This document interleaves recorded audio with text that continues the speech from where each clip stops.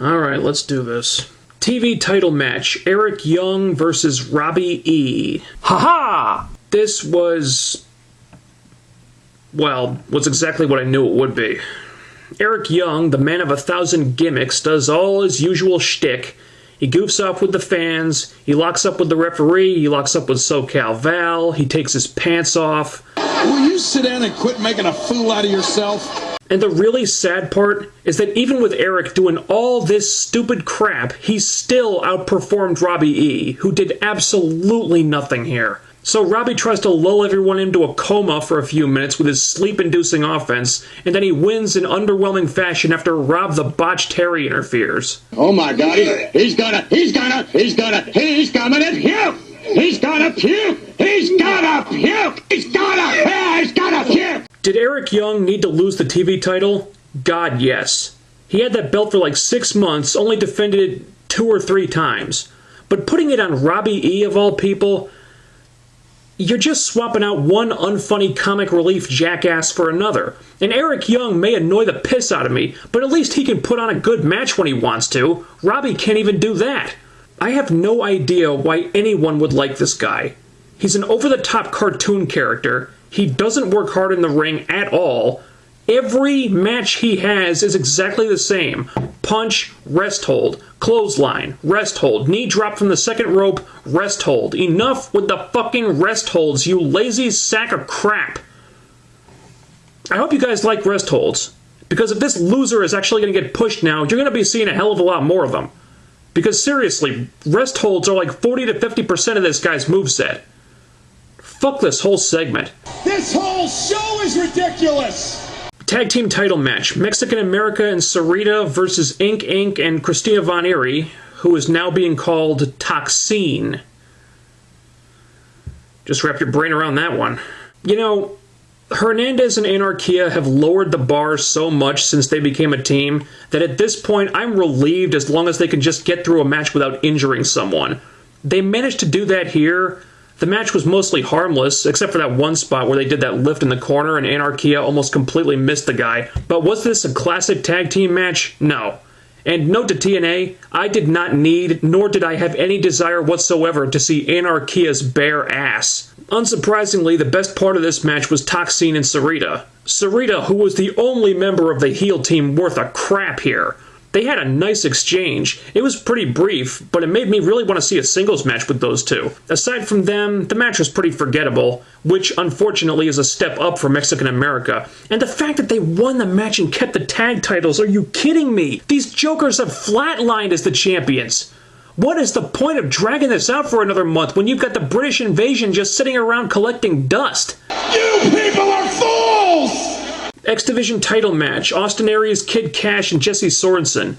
This wasn't bad, but it wasn't what I was expecting. This wasn't really a match as much as it was a 2-on-1 beatdown meant to get Jesse Sorensen over. And it seemed to work, so I'm not going to crap on that. But I was hoping for more action out of this because the beatdown just felt like it went on too long. Aries pins Cash, so Sorensen's protected. I think we all saw that one coming. But it doesn't mean it was the wrong finish.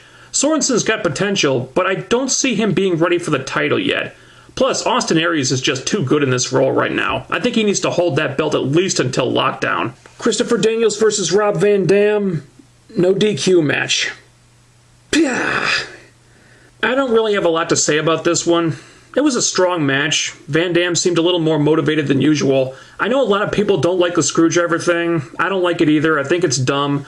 And I really didn't agree with Van Dam going over. I don't see the point in that at all. I think TNA protects this guy way too much. He's got nothing going on right now, whereas Daniels has at least been fun to watch recently, but that's not going to last long if he keeps losing all the time. This whole show violates everything about my journalistic integrity. If this is leading up to something for Daniels, then good, but let's hit the gas pedal with this thing already. Crimson versus Matt Morgan. This one has been getting a lot of criticism, and I don't think it really deserves all of it. Was it slow-paced? Of course. It was a big man match. They're slow-paced by definition. We knew that going in. If you could get past that, honestly, I thought this was alright. They didn't light the wrestling world on fire or anything, but hell, it was better than a lot of WWE big man matches that are nothing but punches, clotheslines, and chokeslams. For the most part, I didn't have much of a problem with this, up until the tail end of it when they were just doing this to each other. These weak-ass girly punches, and yeah, that part sucked. I'm not saying it didn't. And was the DQ finish lame as hell? Absolutely. Most of the stuff before that I was more or less okay with, but I won't lie, the build-up really hurt this thing. The writers tried to play it up like this Clash of the Titans type of deal, but they just hadn't earned that yet. There was no heat between these guys. They were two faces who respect each other. That doesn't make for a heated rivalry. If you turn Crimson into a monster heel, like I'm really starting to wish you would, it might be a different story.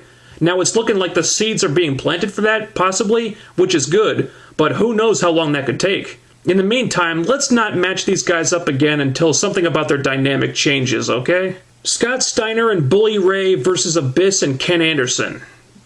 You know, I really didn't care about this match. This was a TV match that really didn't belong on the show in my opinion. The faces win, so what? The Immortal angle is dead in the water, and it really should have ended at Bound for Glory. Knockouts title match, Gail Kim versus Velvet Sky. Thank God for Gail Kim. That's my opinion on this. Gail was great here. She made that match decent, just bumping around all over the place for Velvet, making her weak-ass offense look better than it had any right to. I think Velvet should be very grateful that Gail made her look as good as she did and carried Velvet to probably one of her better singles matches. That said, way too much interference here. This is what I think happened. When the writers were laying out this pay-per-view, I think Pritchard got up to take a piss and told Russo to book this match while he was gone. The interference was so overdone here. Although, I did get a good laugh at Madison Rayne. She only had to do one thing. Jump in the ring, hit her finisher on Velvet, and get out. And she still managed to botch it. Did you hear those "you fucked up" chants in the crowd? They didn't happen by accident. But you know, in a weird way, I almost have to kind of appreciate Madison Rayne for stuff like this because every single time I tear into her, she just makes it ridiculously easy for me. God bless her, man. She just gives me so much ammunition. Anyway, Gail wins the title. Thanks, Zombie Jesus. Now we have a real Knockouts champion whose character is not complete bullshit. And this makes Velvet Sky the 4th transitional Knockouts champion in a row. Seriously now, TNA, enough. No more transitional Knockouts champions. We need some stability here, okay? Gail needs to hold that belt for like 6 months at least. And did it make sense to build up Velvet Sky for as long as they did, only to have her lose the belt in her first title defense? No. But Velvet never should have won the title in the first place. And I'm sure there's a lot of pissed off Velvet Sky fans out there. Don't worry, people. I'm sure she's going to chase the title now, and she's probably going to win it back at some point, God help us. But for right now, she's not the champion anymore. And sorry if it makes you guys angry, but I'm going to enjoy that. Jeff Jarrett versus Jeff Hardy. Was anyone else astonished that Jarrett actually went along with this? This is Jeff Jarrett we're talking about here. This guy hates putting people over. And to see him do it 3 times in one segment like this, good lord, that was hilarious. I don't know where the hell you take this feud now, though. I mean, they pretty much cut Jarrett off at the knees here, but hey, good for him for swallowing his pride and taking one for the team. World title match, Bobby Roode versus AJ Styles. I have no complaints. This was a fine match. Good way to end the show, and AJ's ankle couldn't have been 100%, so props to him for toughing it out. An overall turning point was passable, I guess. Wasn't great, but I'd say it was slightly better than the typical B pay-per-views we get from this company. Plus, they ended with a strong main event that wasn't overcomplicated with a lot of superfluous crap they didn't need. That helps a lot. Would I have paid $35 for it in hindsight? No. But that's the state of TNA pay-per-views right now. The TV show is just a higher priority to them. Anyway, that's going to be it for the Turning Point review. Stay tuned for the Impact review, which is coming up right now.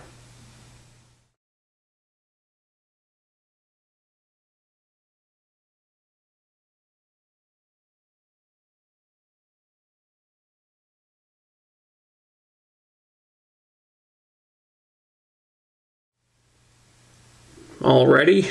Looks like the show rebounded after the less than stellar effort we got last week. The pacing was improved again, so let's just go and call last week a hiccup. The segments were timed pretty well, I thought, with one glaring exception. The pacing was fast, but not too fast, and once again, on those shows when they get the timing right, the issue becomes which storylines do they feature, and which ones have to sit the show out so they don't try to cram too much in. Now, was I happy with all the storylines that they chose to feature this week? No, but I'll get to that in a minute.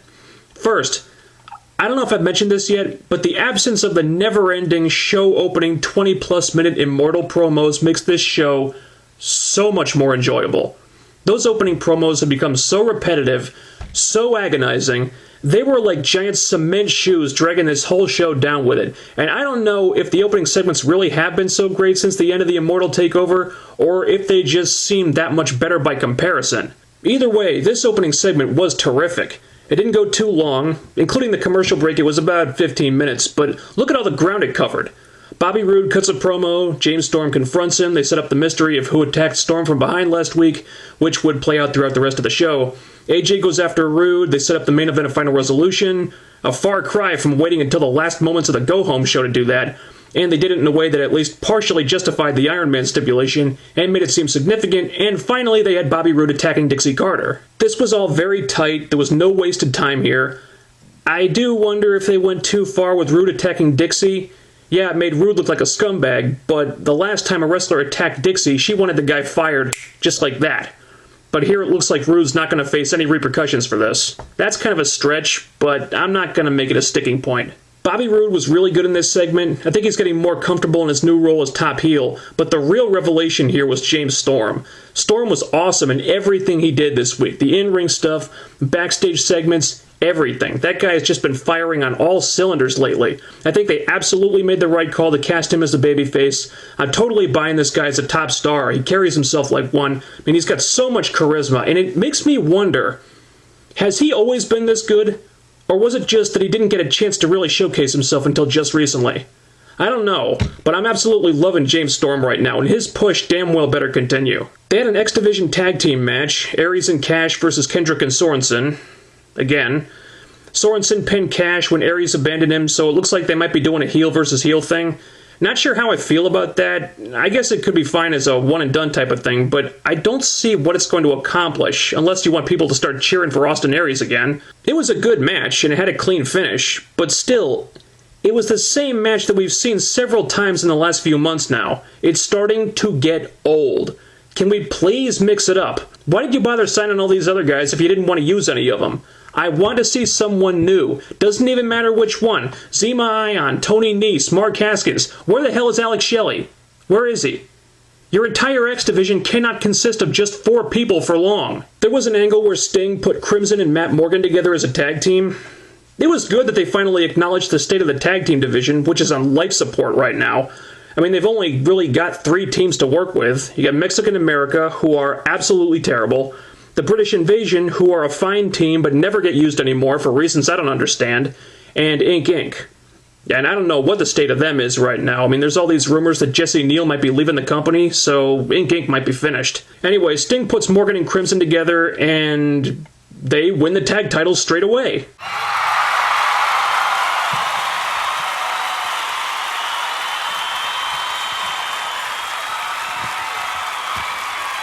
The match wasn't really anything special, but I was so happy I didn't even care.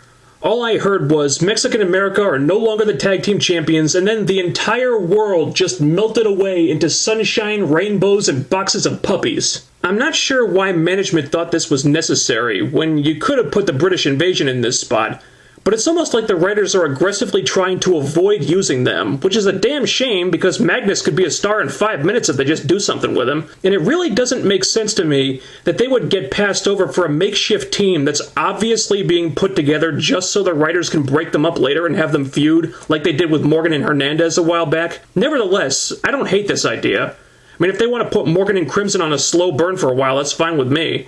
In the meantime, the tag team division needed a shot in the arm, and this'll do that, so good. Now, please, let this be the last we see of Hernandez and Anarchia. They had a 10-knockout gauntlet match for the #1 contendership with Mickie James winning. This was a fun match. The work was good for the most part. I kind of wish Mickie would get a new finisher, though. She seems really attached to that DDT, but she always has so much trouble hitting that thing. That aside, I'm not complaining about Mickie winning. but I think the time allotted to this did these women a disservice. Not to say that this was a short match, it wasn't, but considering there were 10 women in it, you needed to think about what you were doing here. With a couple exceptions, none of the other women lasted more than a minute or two. With the time they had to work with, most of the women got the jobber treatment here. Plus, do you really think it was a smart move to have Mickie cut through almost the entire Knockout roster by herself in one match? I mean, some of them okay, but it would have been nice if Sarita had gotten to pin someone, or Tara or Winter maybe. I mean, Velvet and Angelina were protected, and Mickie was a juggernaut, but everyone else looked like they didn't really mean anything. Though that was not a bad thing in every case. Madison Rayne looked like a complete fool, and it was wonderful. Mickie was laid out, practically unconscious, but Madison takes so long walking to the ring that Mickie recovers, and then she just rolls Madison up and pins her. That was priceless. Madison is so much more tolerable when she's booked like this. So now we're looking at Gail versus Mickie, presumably at Final Resolution. Personally, I think it's a little too soon for this. I would have saved that one for Genesis at least, if not Lockdown, but I'm looking forward to it. And I'm sure Gail and Mickie are really excited to finally have a chance to redeem themselves and make up for that match. You know the one I'm talking about. And from the booking of the Gauntlet, I have to assume that the writers expect to get a lot of mileage out of Gail versus Mickie, so hopefully this will work out. Now the worst part of this show, I think you know where I'm going with this, the TV title match. Oh my God. The amount of stupid shit they crammed into this segment boggles the mind. They literally took nearly all of the most insufferable things about this product and over the course of about 5 minutes packed them so tightly together it was like they were trying to provoke a mass suicide. We come back to the Impact Zone and Devon is in the ring and suddenly the hits just start coming and coming and coming and coming and they just do not stop. First, we see that this thing with Devon and the Pope is in fact still going on after all. Then, to my utter horror, we see not only that, but this crap with Devon's kids is still going on. I was a war correspondent, and now I'm covering this! Then Robbie E. and Rob Terry come out.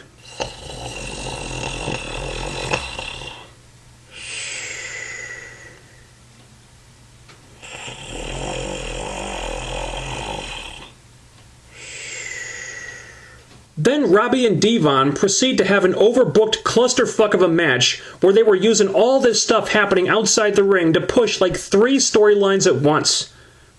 Then Eric Young comes out. I'm done! I am done with you! I'm done with this entire show! He starts fighting with Rob Terry, so apparently this asinine feud with Eric and Robbie E is still not over.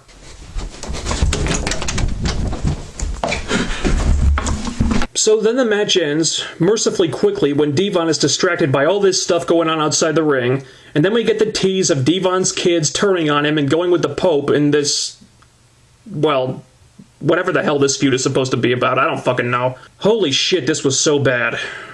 And when Pritchard took over as head writer, I really, really hoped that I wouldn't need this one anymore, but...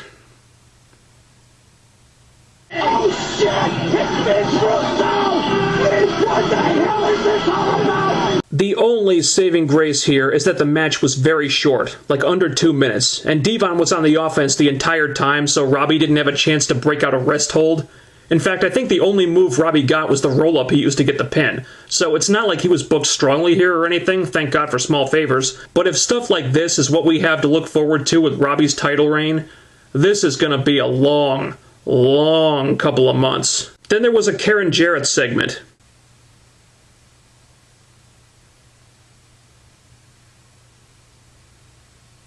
Well, it was really a Jeff Hardy segment, but Karen was there, and whether the segment is supposed to focus on her or not, the same damn thing happens every time. Hardy cuts a promo, he thanks the people for sticking with him, and then he says it's time for him to chase the world title again. No. No. No. No. No. No. No. No. No.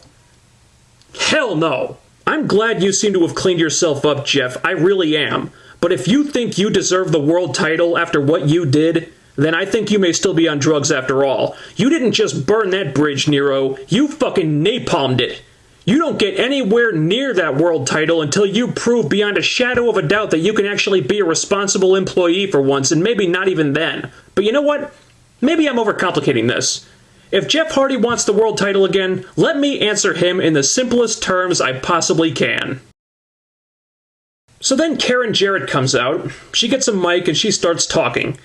And she goes on, and on, and on, and on until I'm dropping to my knees and begging, pleading for anyone backstage to just turn her fucking mic off. Jesus Christ, do you see now why I don't like this woman?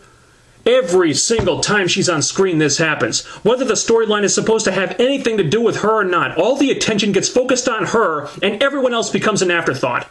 This woman hogs the spotlight more than John Cena, for God's sake. Then Jeff Jarrett pulled a sneak attack, but Hardy poons him and gets away. This thing went on way longer than it needed to. Karen only needed to distract Hardy for a few seconds, but she's just talking and talking and talking and talking and talking and talking and talking, and she won't shut up! The only redeeming thing about this, and this actually was pretty funny, was that really inexplicable moment where Karen admitted to being a transsexual. I've got the biggest set here! Hey, she said it, not me. There was another match with Garrett Bischoff and Gunner. Apparently Bischoff weaseled his way out of the rewritten contract thing, so that whole angle was pointless. Anyway, they're still rolling with Garrett. And again, I don't get it. I don't get what they see in him. He's not very good on the microphone. His wrestling seems competent enough, but I fail to see what's so special about this guy. Aside from being Bischoff's son, what does he really bring to the table that someone on the active roster couldn't do better? I mean, hell, right now I'm thinking Garrett would be a prime candidate to send to OVW for a while, so I don't know what's going on there. At least the segment didn't last too long. Then there was the closing angle with James Storm. Basically, he's gotten really paranoid since Rude betrayed him, and he's trying to find out who attacked him last week, accusing everybody. And here he called out AJ because since Storm got taken out, AJ's gotten 2 world title shots, and that looks a little suspect. And this was all just a bunch of misdirection, but unlike when they've done stuff like this in the past a lot of the time, this was actually well handled. They kept coming back to this throughout the night. Again, James Storm was great here. They had him going through so many different modes, playing to the crowd one minute, pissed off the next, suspicious of his best friends. Really outstanding performance from James Storm here. And Storm's behavior made perfect sense under the circumstances, as did him accusing AJ, and this was terrific stuff. The Kurt Angle reveal was awesome, so Storm's going to have to go through him to get to Rude now, presumably. I like that. And generally, this episode was good. And the overuse of Karen Jarrett was ridiculous, and the TV title segment did its best to do me in. But other than that, there was a lot to like here. I'm over the Bobby Roode thing. I still don't like how they turned him, but now I'm just trying to enjoy him being a good heel and having the spotlight. And James Storm was all over this episode, and he was great in everything he did. Mexican America lost the tag titles. They announced matches for the pay-per-view early. The pacing was tight for the most part. I would have cut down on Karen's promo and given that time to the Knockouts match, so most of the women didn't come off like nobodies. But other than that, the time was budgeted pretty well. So that was Impact. Some frustrating moments, but overall, I enjoyed it. Not a bad show at all. See you next week.